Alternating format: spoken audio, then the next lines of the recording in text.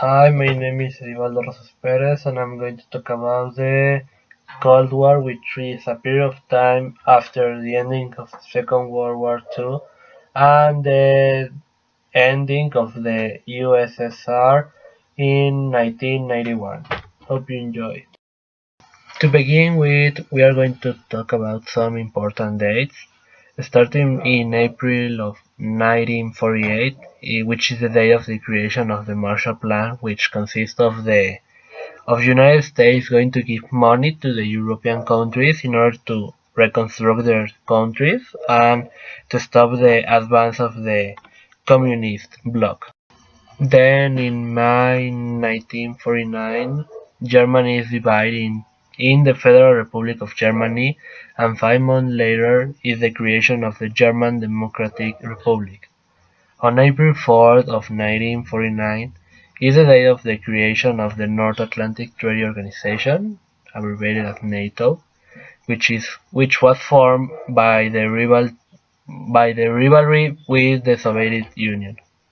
Then, in 1952 was created the European Coal and Steel Community, which is the precursor of the actual European Union, which purpose was to unify Europe and give a free market within them.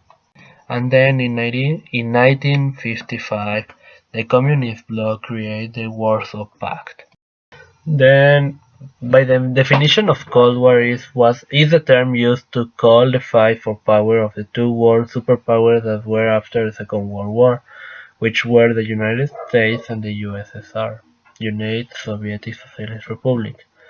Something that characterized this conflict was that there was really no war. It was just like to show the power of each one, and this is why it is called cold.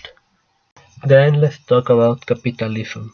Capitalism, moderately supported by Adam Smith, who was part of a group of economists who believed in this system and showed that it was the correct one.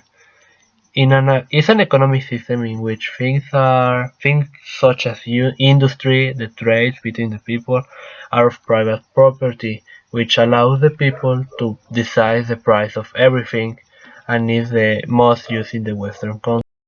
And socialism, which is one of the biggest exponents of socialism, is Karl Marx, who was a German economist who changed the way socialism was believed and seen.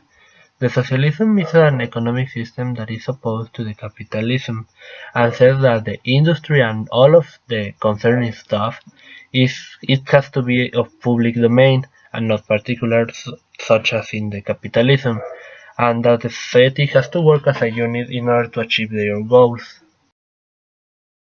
Now I'm going to talk about the interview that I made with my father, Orlando Rosas Perez, who has 47 years old, starting with the question of what countries were the world leaders in that period, and he answered me that were the United States and the United Soviet Socialist Republic.